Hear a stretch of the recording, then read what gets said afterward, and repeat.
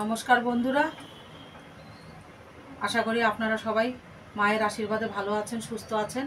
তো আজকে আমি দুপুরের রান্না নিয়ে এসেছি। তো আমি আজকে দুপুরের নিয়ে এসেছি আপনাদের জন্য এই পেঁপে দিয়ে আর ইলিশ মাছ দিয়ে তরকারি করব। তরকারিটা একদম সিম্পল হবে, কোনো মশলা পড়বে না, শুধু একটু আদা বাটা দেবো। তো আমি মাছটা পরিষ্কার করে নিয়েছি, আমি এবার পেঁপেটা কেটে নেব। তো সঙ্গে থাকুন, দেখতে থাকুন।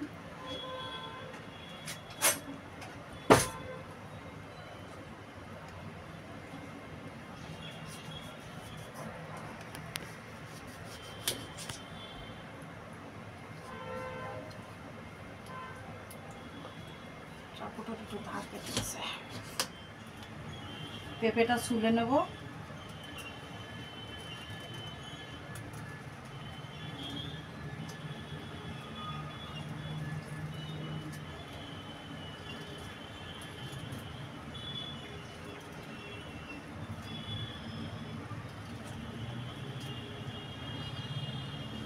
আমি এদিকে কড়াইটা বসিয়ে দিয়েছি, গ্যাসটা জেলে দিই, মাছটা ভাজতে লাগবো, ততক্ষণ আমার পেঁপেটা কাটা হয়ে যাবে।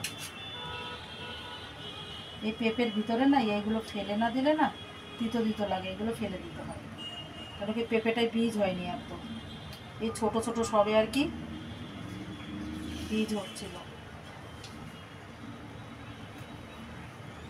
পেঁপের তরকারিটা মাছ দিয়ে নিরামিষও ভালো লাগে। আর পেঁপেটা তো দেখুন অনেকভাবে খাওয়া যায়, পেঁপেটা বাটা করে খাওয়া যায়, পেঁপে শুক্তো মতো করে খাওয়া যায়, পেঁপেটা সবভাবেই। আর পেঁপেটা অনেক উপকারী, খাস করে পেটের জন্য। আমি এই পেঁপেটা না এরকম লম্বা লম্বা করে কেটে নেবো, এরকম করে।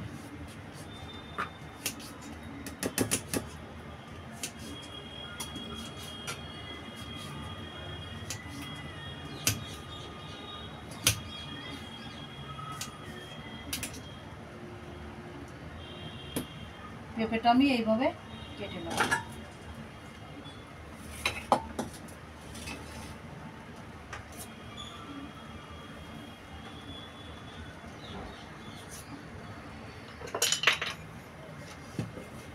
বন্ধুরা, আমার কড়াইটা গরম হয়ে গেছে, কড়াইতে আমি সর্ষের তেল দিয়ে দিয়েছি।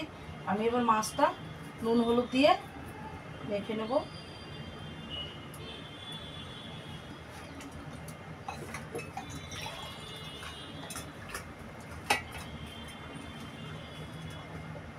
আমি এবার মাছটা একটা একটা করে দিয়ে দেবো।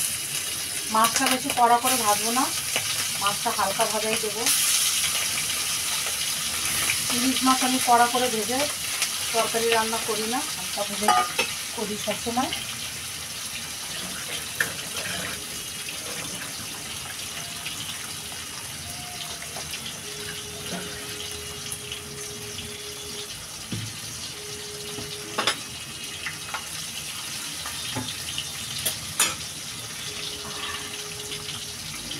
বাবা আবার মেঘ করেছে, বৃষ্টি আসবে।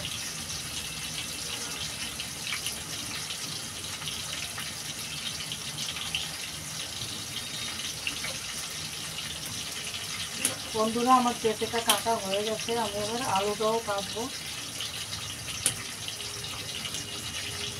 পেঁপেটা এনে রেখেছি 2-3 দিন হয়েছে, তো একটু শুকিয়ে গেছে। এ তাজা তাজা গাছ থেকে ছিঁড়ে রান্না একটা অন্যরকম হয়।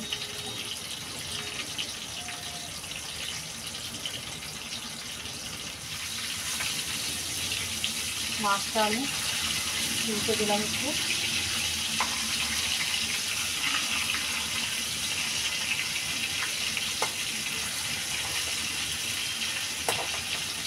ইলিশ মাছটা আসলে না এই সিজনেই পাওয়া যায় বেশি, এটা ইলিশ মাছেরই সিজন। আমি এবার আলুগুলো কেটে নেব।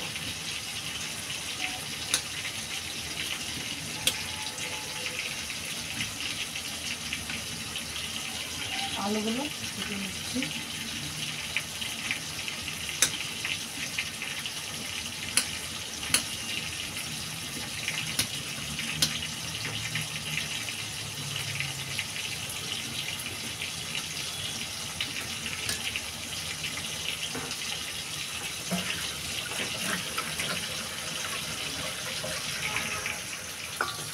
মাছ ভাজাটা আমার হয়ে গেছে, মাছ ভাজাটা তুলে নেব।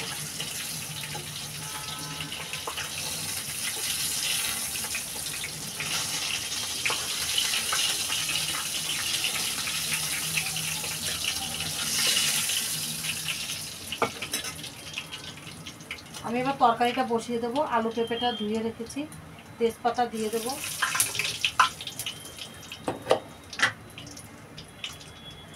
আদাটা দেবো, দিয়ে দেবো শুকনো লঙ্কা,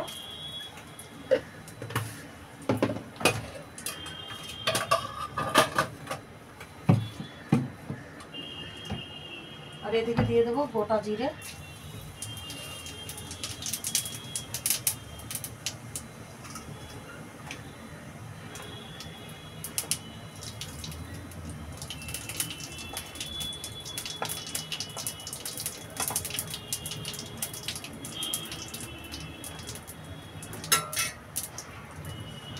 আমি এবার যে সবজিটা ধুয়ে রেখেছি ঢেলে দেবো।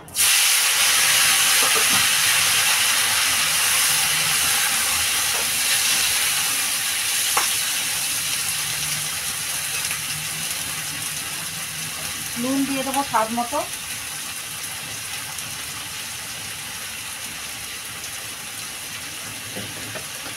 আর এটাতে আমি দিয়ে দেবো একটু আদা বাটা।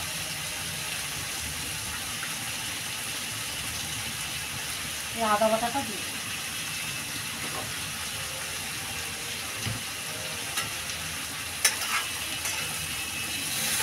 হলুদ দিয়ে দেবো পরিমাণ মতো, আর এটাতে আমি এই কাঁচা লঙ্কা এটা চিড়ে দেবো।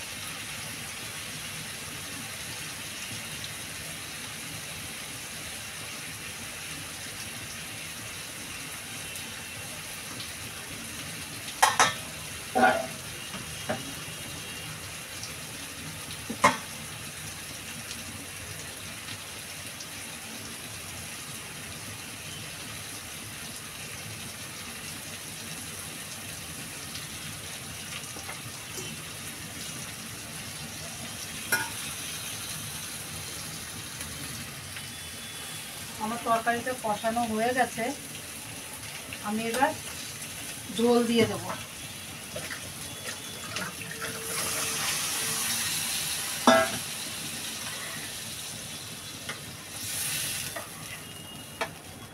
আর একটু জল দেবো, কেন কি পেঁপেটা গলতে একটু টাইম লাগে।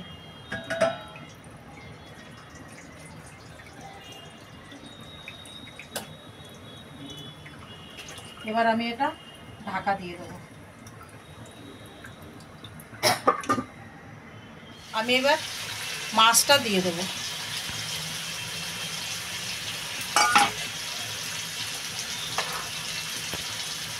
আমার পেঁপেটা বেশ সুন্দর দেখেন গলে গেছে, আলুটাও গলে গেছে, এই দেখেন পেঁপেটা খুব সুন্দর গলে গেছে।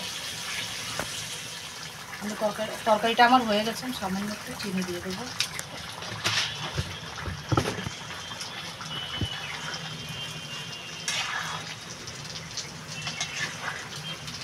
হয়ে গেছে আমার পেঁপে আলু দিয়ে ইলিশ মাছের তরকারিটা।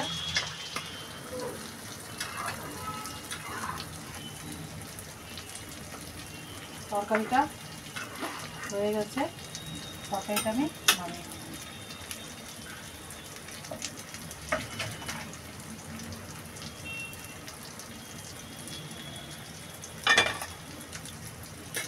বন্ধুরা আপনারাও এইভাবে বানিয়ে খাবেন। ইলিশ মাছটা তো দেখেন সেরা মাছ, আর ইলিশ মাছ দিয়ে আপনারা যা রান্না করবেন তাই ভালো লাগবে। খেয়ে কমেন্ট করে বলবেন কীরকম লাগলো, আর ভিডিওটা যদি ভালো লাগে তাহলে লাইক করবেন, শেয়ার করবেন, সাবস্ক্রাইব করবেন। আর যেসব বন্ধুরা এখনও পর্যন্ত সাবস্ক্রাইব করেননি তারা প্লিজ সাবস্ক্রাইব করে দেবেন, আর নিজেদের আত্মীয় স্বজনেরকে একটু শেয়ার করে দেবেন। বন্ধুরা হয়ে গেছে আমার পেঁপে দিয়ে ইলিশ মাছের তরকারি। তো আপনারাও এইভাবে বাড়িতে বানিয়ে খাবেন, আর ভিডিওটা যদি ভালো লাগে তাহলে লাইক শেয়ার কমেন্ট করবেন। তো ভিডিওটা এখানেই শেষ করছি। ভালো থাকবেন, সুস্থ থাকবেন, নমস্কার।